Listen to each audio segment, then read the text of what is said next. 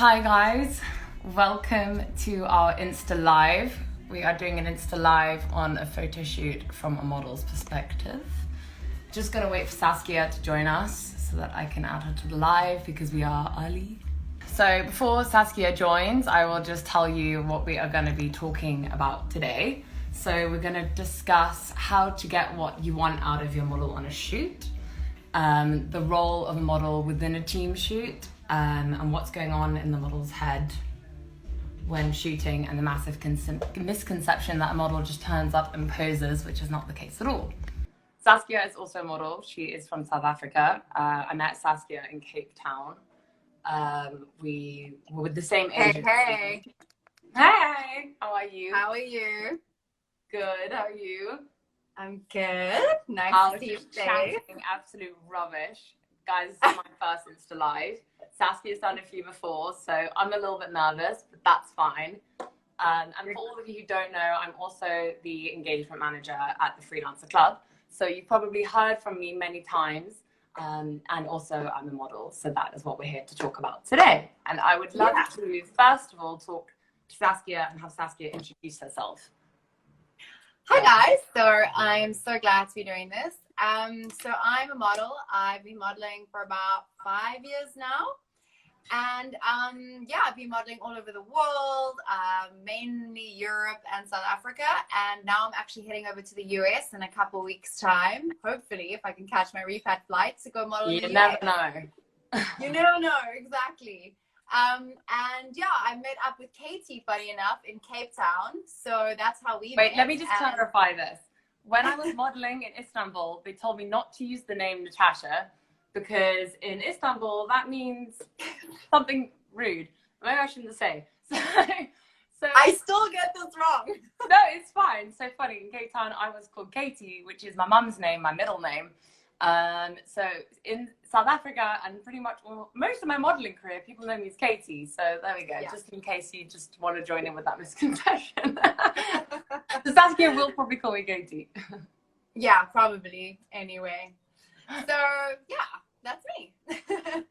So I started, I'm originally from London, and I went to South Africa on a modeling trip, and that's staying for quite a long time. Really enjoyed myself. And Saskia and I were with the same agency. So, and because we're quite a similar casting type, we went up for quite a lot of the same casting. So that was pretty cool. And so we're going to start with some of the points that we wanted to talk about. And the first one was on the topic of castings. Yeah. So we're thinking that, I think a lot of the time in castings, people choose the wrong model and then they wonder why the shoot doesn't go to plan. And I think there's a lot of things you can tell in a casting and maybe some key things you need to focus on. And some of those are, if you're choosing an editorial shoot, you want more of a dark and moody face in the model. And if you're doing a commercial shoot, you want someone who's bright and smiley. So Saskia, what do you want to talk about, say, on that topic?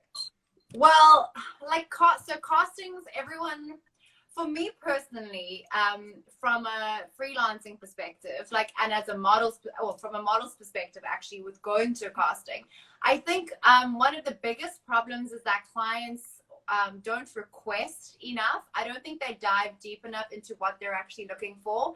And that's when we end up queuing for hours and hours, which we don't enjoy. And I can imagine it must be quite difficult from the client's perspective as well, because now you've got let's say 200 extra people to choose from. Whereas if you kind of know what your look is and what your personality is, you can tell that from a Z card and social media and agency Polaroids. Everything comes through through those things. Yeah. Exactly. And I think that, that's a really good point. Generally, I think in castings, that you can get an attitude and a personality from a model. So have a discussion with them, talk to them, get to know them, because a lot of us have come from acting backgrounds as well. Usually the two gel together. So kind of put two and two together and think this person might have more to them. So discuss with them, talk to them. I know that when I mentioned that I went to drama school and I have acting training, I instantly, or much more likely, not instantly, book the job. If I don't have a chance to talk to the photographer or the casting director, it's really hit and miss if I'm going to book it, because you haven't had a chance to get to know me, and there's so much more behind the face. So and that's what I actually, sorry, that's what I just want to interject. That's what I actually, as much as I love digital castings because it's like saves everyone time and you can like retake a couple times as a model. I also don't like it because meeting someone in person or seeing them in person is everything. Like a personality Definitely. like conquers all, in my opinion, especially from definitely. a model's perspective. And like if you're looking for someone with personality to see if they're shy or if they're outgoing, you know what I mean? Saskia, how many castings have we been to in Cape Town where I think every single model that was in South Africa at the time was invited to, but the agency pulls the classic trick. Oh no, it's a request casting, which they all do. And then you go. And we have been in lines. We were in one for, was it for Pepsi or Coca-Cola? The casting. I think it was Coca-Cola because I was actually optioned for that one. I mean, I didn't get it after that long queue and I nearly walked out. You were, and there was so many rounds of castings for that, and I was invited to so many different roles, and at every different role there was like, it was just the whole of South Africa. So yeah, you know, confusing as well. If you're going to do request castings are life, guys. Yeah. And we spend a lot of time in a waiting room. That's probably how we've gone so well, because we spent so much time just sitting in waiting rooms chatting for hours. I think we even maybe went for a coffee because, like, I promise you guys, the queues are sometimes so long that you can literally go and do like a 2-hour lunch with your friends. There was sometimes castings where we would you mark your name in on the sheet, you arrive, and then you just hold your place, you know your number, you go, you eat lunch, you hang out with a friend, you come back, and you're probably still not ready to be seen.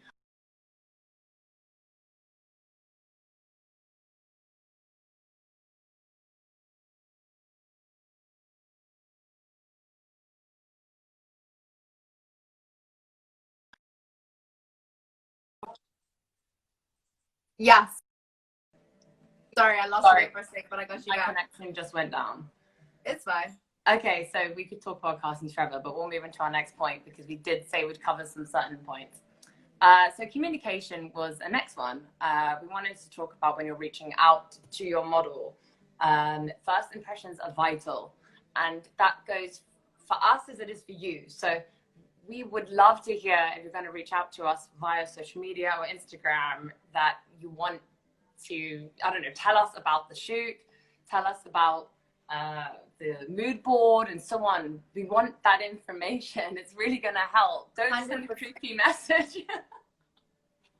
I mean, like, if I have to walk onto a shoot and, you know, a photographer is like, can like almost explain what he's looking for, like just a mood board as to how I should, like, how my expressions should be, how I should act, how I shouldn't act, what they're looking for acting wise. And I know you must have some like huge experiences as well in this, but I've often gone to set where there's been no direction, and honestly it's the most confusing thing in the world because you actually just end up clashing like throughout the shoot because you're not on the same page. Does that exactly. make sense? Yeah, completely true. Yeah, I've gone to so many shoots, you know, okay, of course, when there's a language barrier, there's nothing you can do. You have to just accept that that's going to be there and you're probably not going to know what's going on. You just nod and smile. Yeah, I did a shoot in Istanbul and it didn't really matter what I said or what I did. They didn't look happy. And I was trying to understand body gestures that the photographer was giving me. I mean, bless him for trying, but no one on set spoke English. Okay, those situations you have to forgive, but I think generally, just I don't know. What more do you have to say on this, Saskia? Yeah, like I said, I mean, I have to say, majority of the shoots, like a photographer has come to me and kind of like directed me as to what they're looking for, and or like whilst we're shooting, they say we like that, do more of that, and that's really helpful. So direction is everything in my opinion. When you don't get it, you clash, and that's when, like, I know it sounds really like tricky, but when like not fights, but like almost like this tension starts to draw between the model and the photographer, and it's actually not because you don't like each other, it's just because you're not on the same page. So mood boards, direction. Love it. We're happy for you to move us as well. Just ask for permission. Just ask for permission. Yeah, if we're comfortable, we'll go for it. Yeah, for sure. So I think that's a good thing to talk about, because I think there's been so many jobs. Well, I've personally been quite lucky that I've never had really inappropriate situations with photographers on set, which is very unfortunate. For some models have been taken advantage of. I think it's because I'm just a bit annoying, so maybe they don't bother. But I think that if you just ask for permission, if you can readjust and move your model, then of course we understand immediately you need to, but maybe also you need to think about that the hair and makeup artist and the stylist might not want you to move us also on editorials when the hair and makeup is so well done and there's been so many hours been put into it. Maybe moving us is not going to be good for anyone else in the team. Don't touch the model, just let the hair and makeup artist do it. The model. I think when you go on set and you meet your hair and makeup artist, there's that instant connection of, we know that we're going to be touching. We know that. So just leave that to them. And then I also wanted to say on that topic about direction and touching models and so on, I find sometimes that photographers can be very confusing in their direction that they're giving us. Yeah, they can. Agreed. And I've heard a lot of people say things like, give me big eyes. Saskia has a really funny story on this. So my story is, I was once in Mauritius shooting, and it's really tough because sometimes you get this direction that's really confusing, and then the director like says do this and this and this, but then when you do it they say, why were you doing it? And you're like, because you told me to. But the funniest story was, I'll never forget, I mean, I'm in the most beautiful location in Mauritius. I mean, if you had seen this magical water I was walking through, like being filmed. Yeah, I mean, I was like walking and being filmed, and I had to like turn around and smile type thing. And she said, smile with your eyes, smile with your eyes. And I was just like, I'm smiling with my eyes, but at the same time, I was just so tired. It was such a long day of shooting, and we had already like had quite a few. But what does it even mean? Judgments that I just wanted to cry, like let alone smile with my eyes. I just wanted to cry with my eyes. So, yeah, exactly. I think sometimes photographers hear things in movies and I don't know if they do, but maybe they're just quoting a line that they think we might understand because they've heard it. But give me big eyes or show give me big eyes. I would be like, it would be atrocious. Exactly.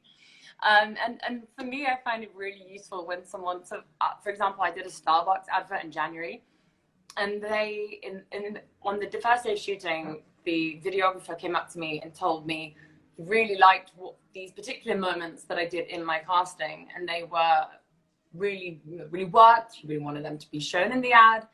So instantly, I knew what to do. I knew I had to switch on those moments. It was so simple. The ad went well. Everyone was happy because he was clear. He told me exactly what he wanted and what he liked that I did. And that really, really helps. So if you can do that, if you have a casting with your model before you choose them, I think that would be a really nice thing. To just tell us what you liked that we did in the casting. If you don't, maybe have a conversation before and just get to know your model. Exactly, that's all it takes. It's just like a cup of coffee whilst we're having hair and makeup done. Takes long. On lots of shoots, they don't actually talk, and I think sometimes people think them maybe models are egotistical or something like that. But actually, a lot of the time, I'm quite shy on the shoot because I find sometimes I'm working with production companies where everyone knows each other, and I'm trying to figure out my place within that shoot. So I'm not going to come in there with being big and bold and loud. So maybe.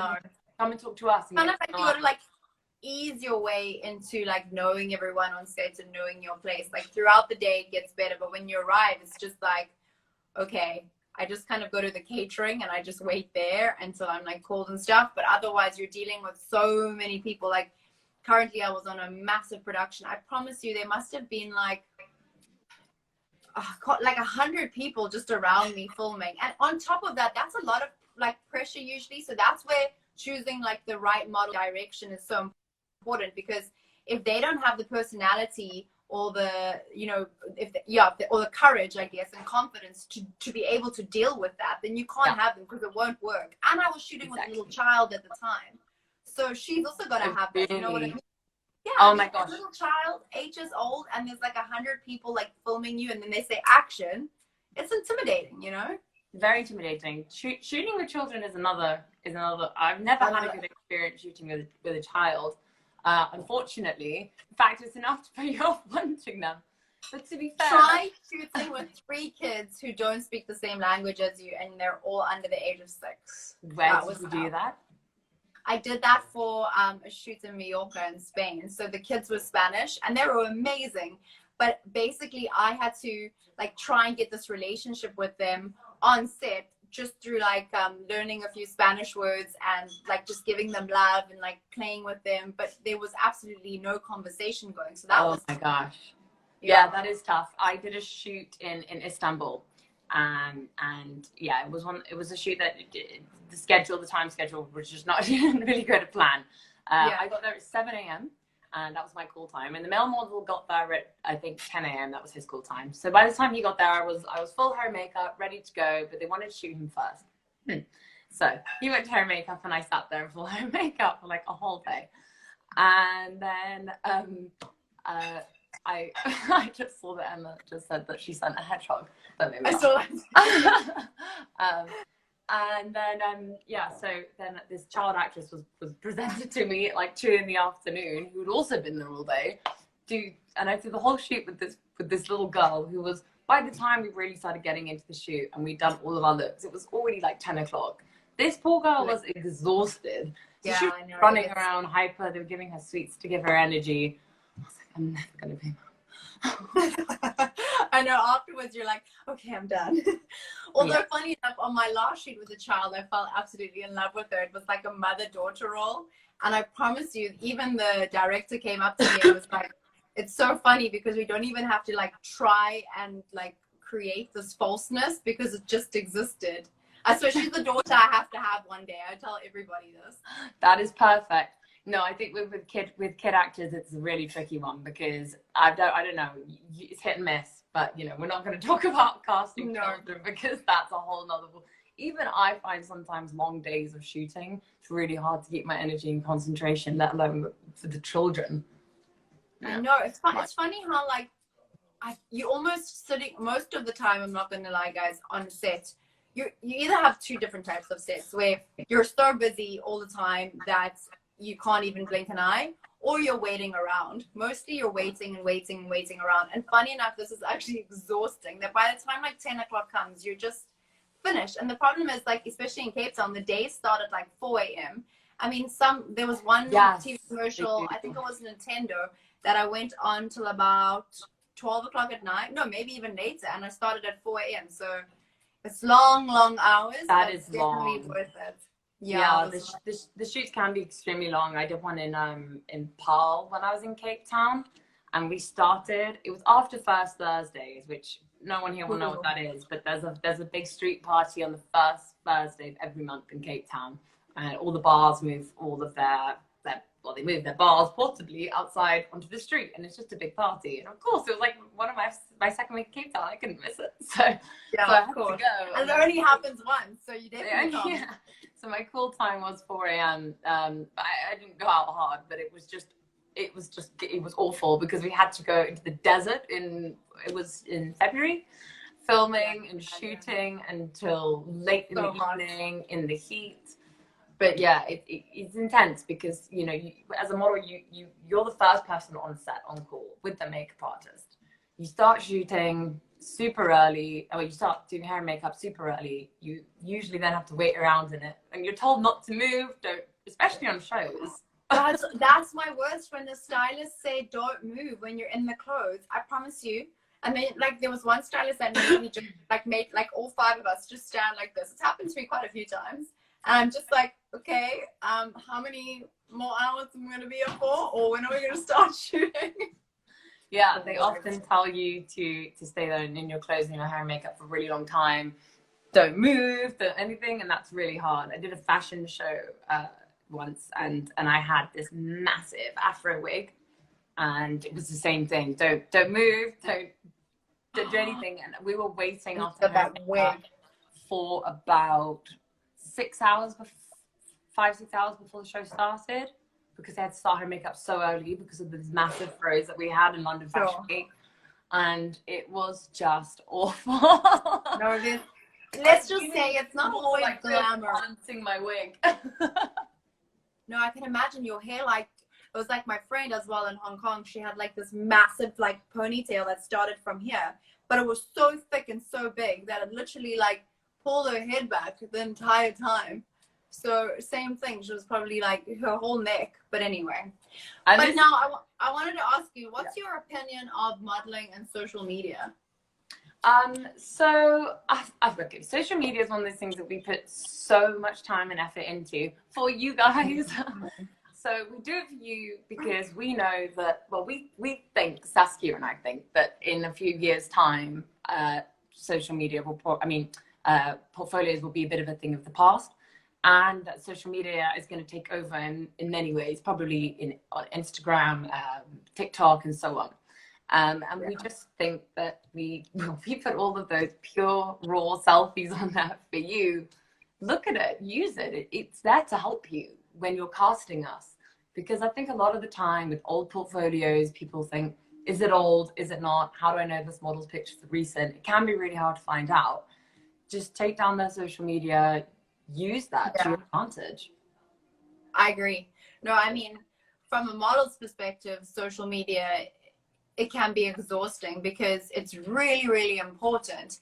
And often, like, I post things and I'm like, am I actually allowed to post that because my clients see it? So we don't actually have, well, I suppose you do. It depends on how seriously you take your job.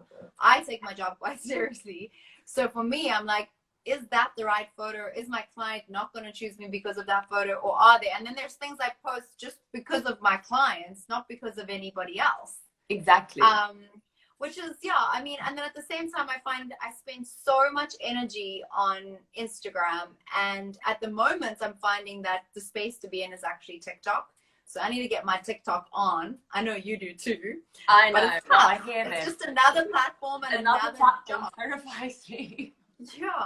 And it's a lot because modeling is like, you know, it's your weight control, it's gymming, it's your skin, it's your hair, it's your health, it's your social media platforms. So it's like, it's endless. So it gets exhausting. So another platform, I think both of us are just like, really? Yeah, exactly. And I think that leads on to nicely also the title of our talk, the massive misconception pretty much that a model just turns up and poses, because there's so much, thankfully through my modeling, and actually so Saskia, we've both been able to make a bit of a business and career out of social media. Because that just shows how much hard work we put into it, that we've now learned a whole skill. So we can now have our own clients through social media, but it's there for you, and it's there to help you. I mean, my public social media is the only one I have. I don't have any more because I just don't think I could keep up with this much social media that we have in this planet. So I think, you know, I put everything on there, carefully curated, and we work hard at it. But saying that, I think more clients, especially now during COVID times, need to understand the power of models and social media. Like, I definitely think that there could be like 1,000 times more advertising and marketing going on social media. And people want like realness, like they don't want to see fake models with like unrealistic expectations. The world we live in now, in my opinion, they want realness. They want to see you working out without you looking pretty with no makeup. They want to see like the hardship. They want to see you walking your dog. They want to see you doing your makeup. Walking your dog. They want realness. Like, they don't want this like fake edited picture all the time. And I think if brands start to like collaborate with models more on a real level and personalities start to come out, I think like that's the space we should all be headed in, especially now. What's your opinion? Yeah, definitely. And I could say that probably, I mean, I don't know because I haven't actually worked it out, but if I could think about how many jobs I have achieved through my social media or through any sort of social platform compared to how many I've landed through agencies that were really good, the best ones came on my own accord or through me making connections, because I think it's so much more when I just turn up to casting with this book, right? Cool. Everyone has pretty much within a reason a pretty decent book who are going to these best castings, and What is the difference? You know, social media, look at it, use it, Exactly. let it help. And it's more realistic because it's like, it's in the now. It's like what I was doing today, you know? It's not what I was doing 5 years ago with a good picture. Exactly. You can trust that you're going to get a good, honest picture on those. Look at our stories. But just look at us now. Hi. But yeah, social media is a big one. And I think going forward, more and more clients are going to realize that. Even now, funny, I think with coronavirus, it's opening a huge different space for marketing, and especially like social media marketing. And I think that's why TikTok's like completely blown up even more so now during COVID, because it's like there's people have more time, it's a space to be in. To be very honest with you, Instagram engagements, like they're making it so impossible to grow in any accord that I think that's not going to be around for too much longer. So true, very true. Yeah. That's very likely. So should we move on to talking more about, well, I wanted to get your opinion, to be honest, on the topic of money and what you think of when you're doing a shoot that isn't through your agency, more like a freelance opportunity.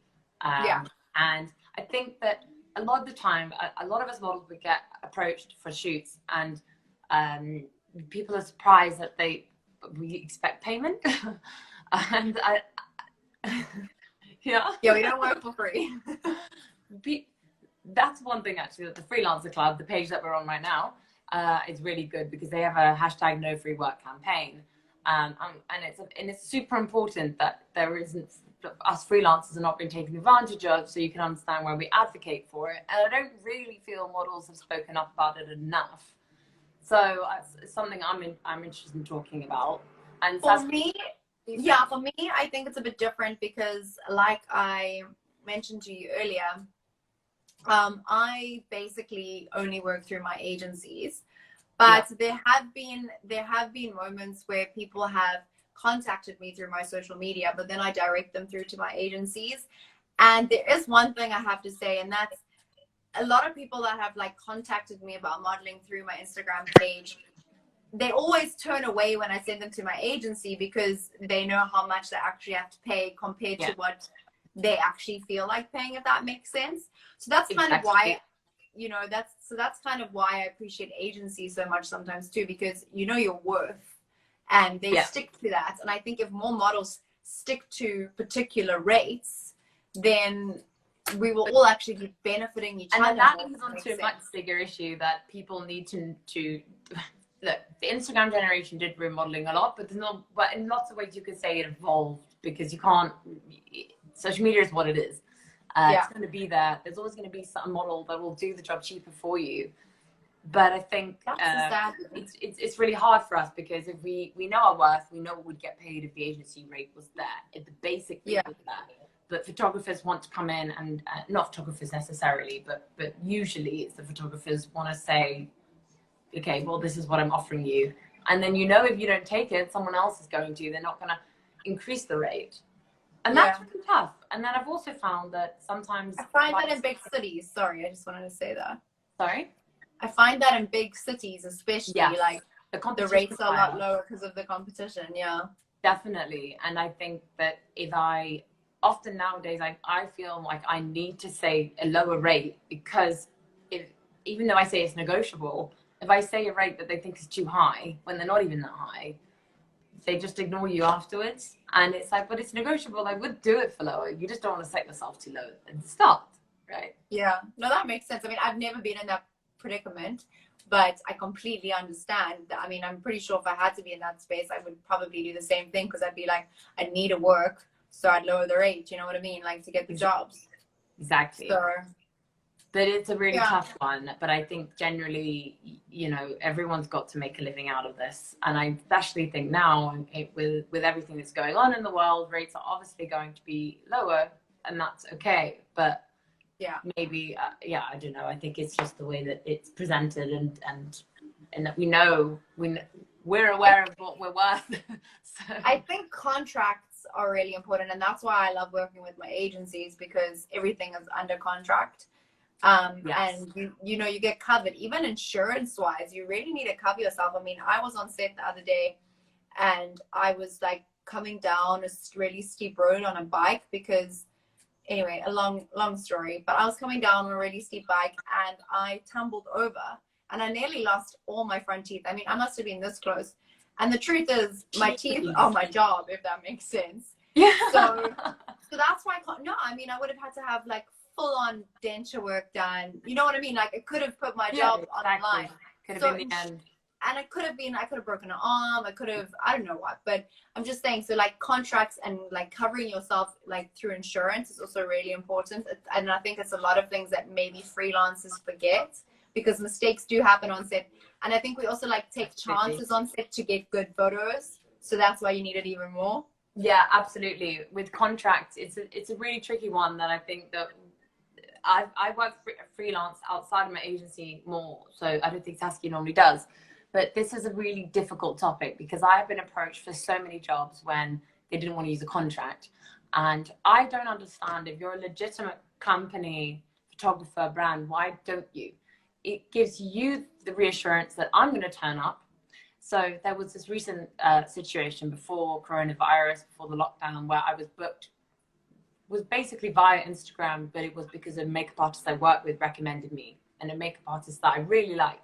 And I respect. So she recommended me for this job.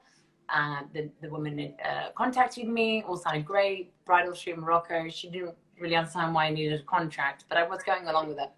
Then she decides a few days before the job, when the flights, she already sent me the flights, that I wasn't suitable for the job. But the makeup artist messaged me randomly to tell me that, not her. So I messaged her and she said, oh yeah, I'm so sorry. But yeah, the woman who's stylist has all the clothes and she doesn't think I'm gonna look right on you. And the whole thing was just it was so unprofessional, and it's upsetting as well because I take it seriously, I'm a professional. I would never do that to someone. So don't do it to us. No, I completely agree. It's just unprofessional on like any accord. And then that kind of situation makes me realize why, okay, well, maybe that's why she didn't want a contract. Maybe she wasn't a professional. But now all I can say Well, I was just going to say, I think that's the giveaway. The minute somebody doesn't want to work under contract, you can already tell that there's something up. Because why? Why not? I suggested it to so many photographers. On a test shoot, I don't. I'm not going to bother because that's fine. But on any sort of paid job, especially when there's international travel involved, I don't understand what you do. Yeah, like you're not going to fly to the other side of the world to find out there's no shoot and you've got to pay like £800 for the flight. And now after that experience, and thank God the trip didn't end up happening, and even though it was down to apparently the way I looked, but now I think it was, it wouldn't have happened anyway due to coronavirus. I'm glad that I didn't do the job, and now I won't do a job without a contract, knowing we live and we learn. I always say that.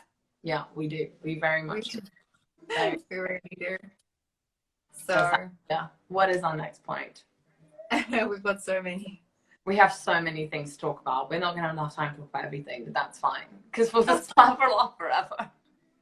I know, even us guys, like planning this talk this morning, I think the conversation was like an hours long, just like diverting off every part. Did divert off pretty much every point. I know. Do you wanna go into a Q&A or not bother? Or Either. what would you like to do on? I'm up for anything. If anyone has any specific questions that you want to ask, you can feel free to ask. But anyway, Saskia, what other points did you have to talk about?